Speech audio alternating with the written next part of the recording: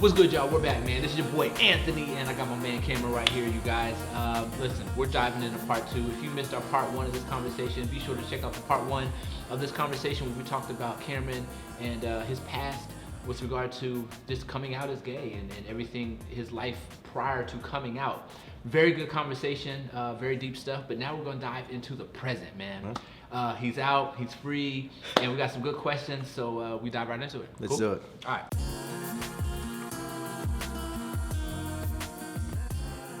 So initial question.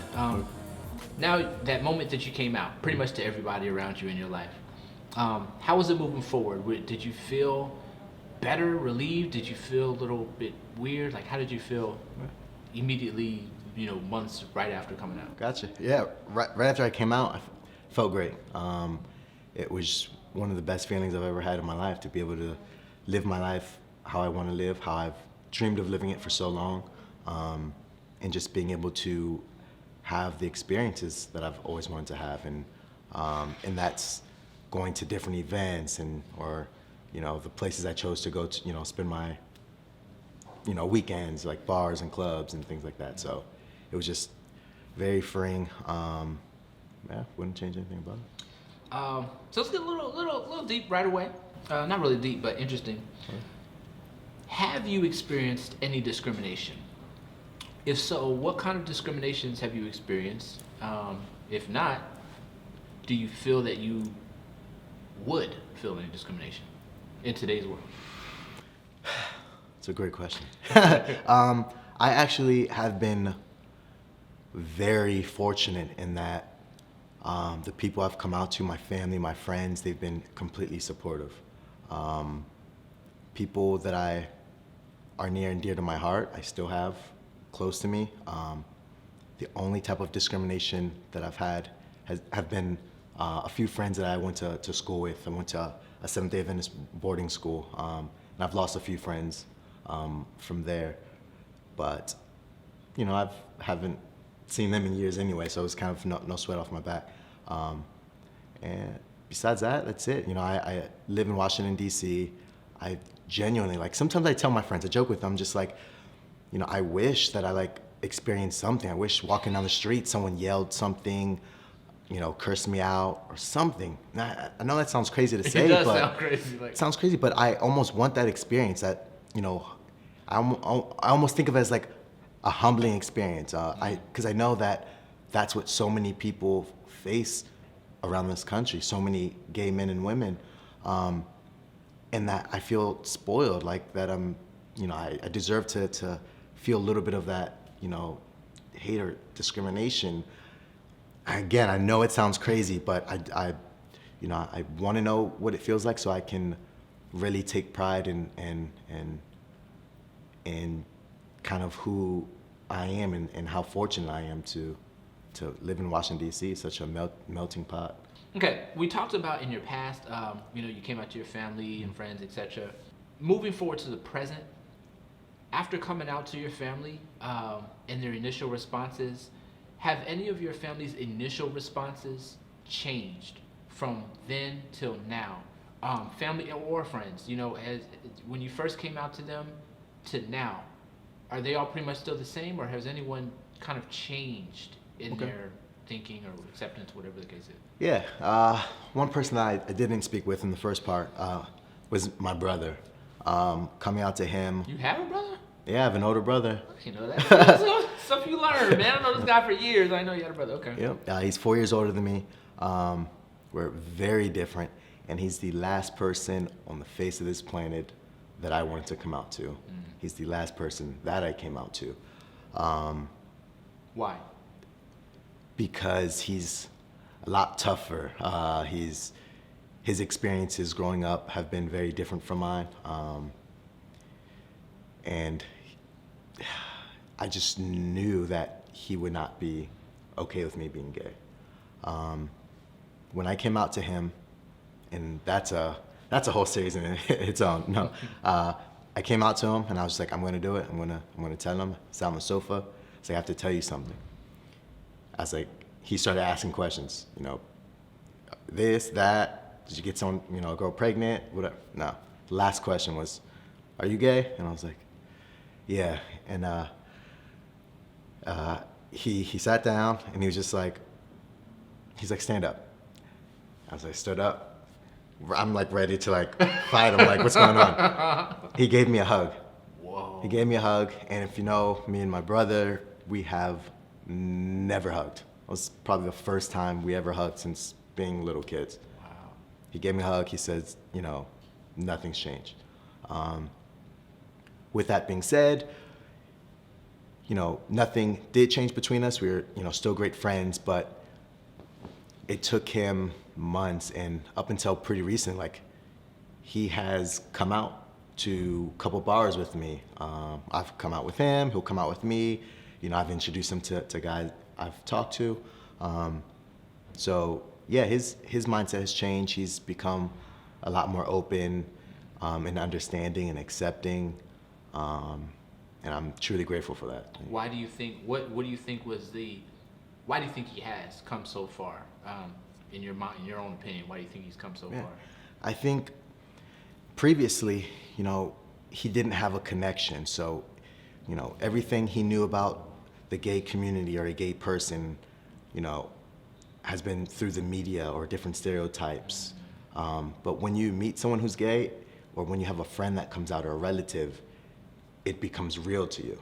And you know that person. You're like, I will go to war for that person. So now that, you know, they come out as a gay man or a gay woman, they have a connection to that community now, and they can begin that process, and it's different for them as well, and you have to allow people their time to accept and understand, or not accept, but to understand. Yeah, and I would love to sit down and ask him, you know, when I came out, you're completely okay with it, but you weren't okay to the point where you could come out to a bar with me or something like that, you know. Why now? Like, what has changed? I would love to get That's his the question perspective for on you, that. brother. There it is. I know you're gonna watch this. That's the question Yeah. for you, man. Do you miss anything about your old life prior to coming out? Do I miss anything about my old life? I think I'm fortunate in that I still have so much of my life prior to coming out.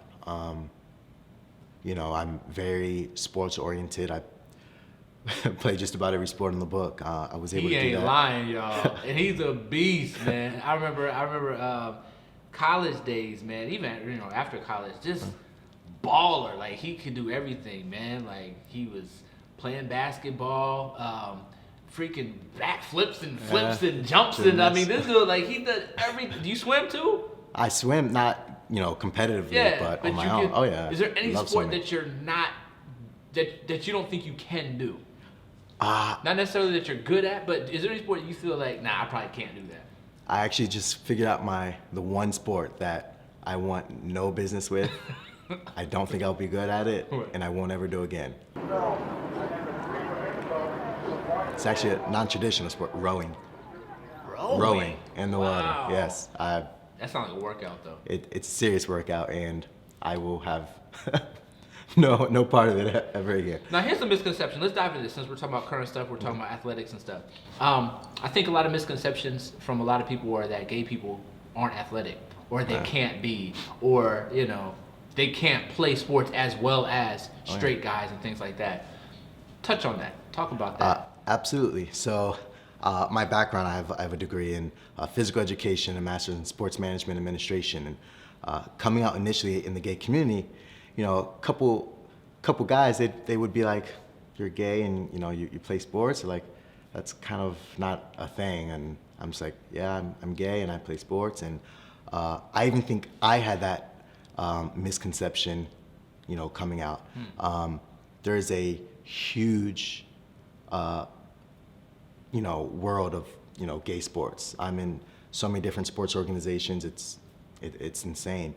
And I think when I first stepped foot into a gay basketball organization, I was ready to like dominate. I was like, gays can't play basketball. I'm gonna just like, you know, go crazy and just show off.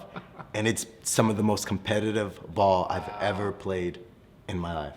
Wow. I've gotten to a point where now I travel the country, and you know, and we go on like national tournaments throughout the country. And my team, we have one. Shout out to DMV Elite. I have to Go ahead, make that shout one them out, plug. shout them out. Yeah, no, it's my team. We're actually gearing up for a tournament in Philly on the 5th of May. But yeah, it's very competitive, and tons of gay guys play sports. I mean, it's just like in the black community or whatever community. I mean, there's different types of people in general, and there's different types of gays. And I know a lot of times people's, have stereotypes in their heads. A gay guy is going to wear a purse and, talk with a lisp or something like that. And while there are those individuals, that's just simply not the case. You have the guys who play basketball, who know every stat of every major league, in the book. You got the guys who enjoy different things. I mean, it's such a wide community. Let me ask you this then. So you kind of touched on it too. Like some of the gay people that talk with that lisp, is there when you have there's different kinds of gay people, right? Yeah. There's gay people who have a lisp talk, like a strong change in their tone and their talk, as opposed to like their normal talk, or not their normal talk, but how they may have talked previously, or how other gays talk. Is that a trait that's learned? Is that a trait that's taught? Is that something that they're intentionally working to do, or natural, or how does that process work with the voice change type of a thing? I think it's different for everybody. I know people who, before they came out, they spoke like that. Are there people who I think, laid on a little thick to promote themselves as being, something? Sure. I don't think I talk like that, but then some of my friends say, oh, when you talk, yeah, I know you're gay as soon as you talk and open your mouth. And I think it's different for everybody. But I don't, for the most part, I don't think people are putting that lisp or talking gay. I think they're just talking how they talk and according to who they are. For the record, man, I don't see any change in you whatsoever. From seriously, from college, after college, when we was rocking on a little team at that church joint, I don't see any change in you whatsoever with anything. So it's like I'm still talking to the same Cameron, and you are still the same Cameron, but you're just now out. You know what I'm saying? So yeah, I haven't seen any particular change like that. And just to touch on that real quick, I think, I appreciate hearing that because, all I want to put out there in the world about myself is that I'm being myself. I'm being my genuine self. Gay or straight, I'm me. And that's also the stereotype or a misconception about, coming out, and when someone comes out that suddenly they're going to be flamboyant or feminine or anything like that. And that's not the case. You have people who just want to let the world know that, they like another man or they like another woman or, anything like that. And, they're still the same person. I'm very open on Facebook about my sexuality and, kind of my experiences and my life. And stop. I'm about to touch on that right now. Right. I'm about to touch on that right now. So I'm gonna just dive right into that. You are now out, and you're really out. Like you, it's out. Like it's on Facebook. It's, you know what I'm saying? Wherever you're at, it's like you're free to talk about it. You're free to share people. Let the people know why you're so open now to who you are, and why you really don't give a crap about what people are saying or thinking. Yeah, absolutely. You have one life to live, and life is so short and so precious. I want to live my life being my true and authentic self. Another reason why I've chosen to be very out and public on social media and things like that is to help people understand. I have a strong religious background, so a lot of my Facebook friends are composed of people I've met in Seventh-day Adventist boarding schools, Seventh-day Adventist undergrad, things like that, in church. And stay tuned, y'all. Do not. That's coming up in part 3 when we talk about the faith stuff. So don't get too deep in that. Won't get into the faith, but I want to, and then I have a strong, I have all my friends who are gay. So many people that I've met in this amazing community. And you have two sides, and what I'm trying to do on Facebook is to bring the two together. Again, they may not completely accept each other, but I would love for them to understand each other, and I think that's how progress moves forward. I think that's how society can move forward. I'm very out, I'm very comfortable, but no matter what, every time I press send on something to post on Facebook, there's a little deep breath I have to take. I don't think twice, I just know I'm like, and I press send, but I'm doing it for a reason.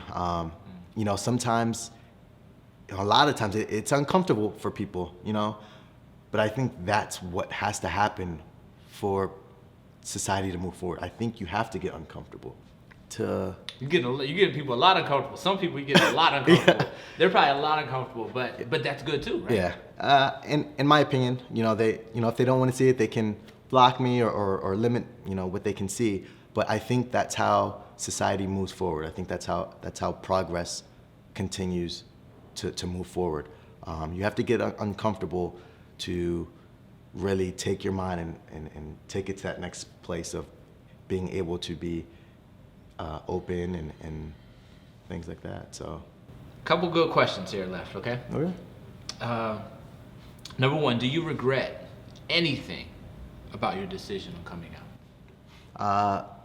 Yes. The one thing I regret is not being bold enough to come out earlier.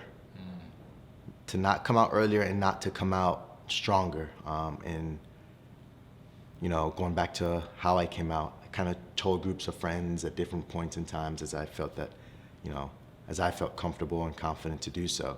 I wish I did it sooner and, all at one time, just get it out of the way. I got some good ones for you. All right, here we go.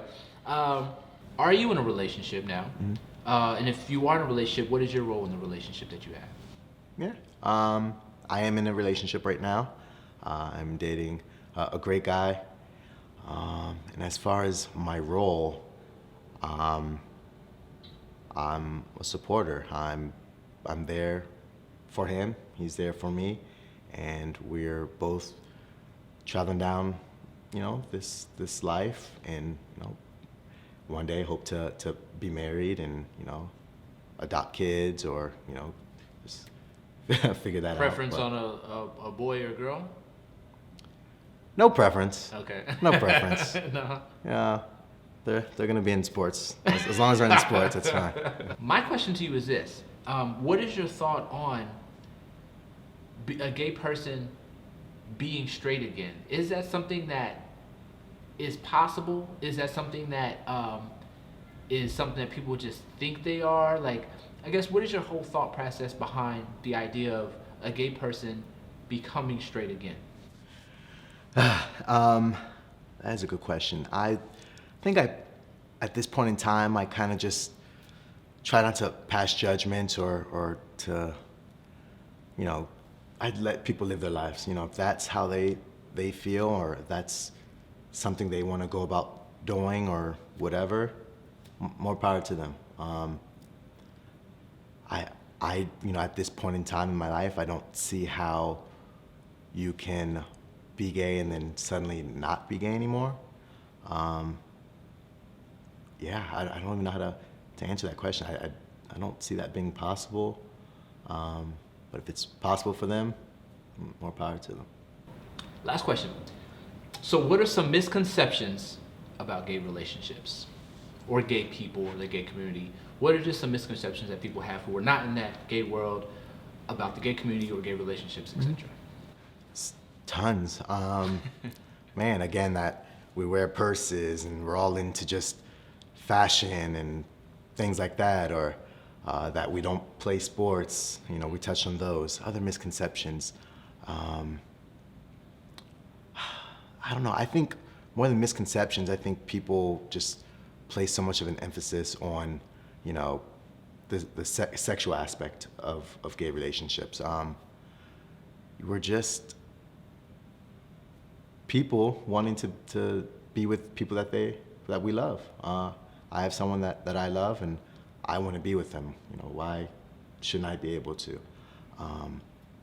Misconceptions. There's tons. That'd be. That's a whole other part. Another thing. Yeah. Well, you guys, listen, man. I appreciate you guys kicking it with us, man. This is the close of part 2 of speaking with Cameron right here, just about the gay community, gay life. We talked about the past in the previous video. Today we just talked about the present. And you guys, next up, we're about to dive into the faith aspect of it and just his perspective on faith and how it ties into the gay community or being gay, etc. So, you guys, stay tuned for what's next, man. Definitely. I appreciate you, Cameron. Once again, knocking out the second round. Stay tuned. We'll be back. Let's go. Do you believe in God? If so, what is your faith? What is your denomination or Christian background, etc.? That homosexuality was wrong. It was looked down upon. What is your view on when other Christians say you can't be gay and Christian? Some animosity in the gay community towards religion and church. How do you feel about that? How do you feel about a church who does not want to be in any way involved with the gay community? I don't know. I think some of these other churches need to figure out, if it's something that they want to do. People want to know, do you believe gays will be saved? I don't know who their God is. I don't know what scripture they're following, but it's definitely not that of the Christ that I've come to know. What do you feel is God's stance on homosexuality or homosexuals?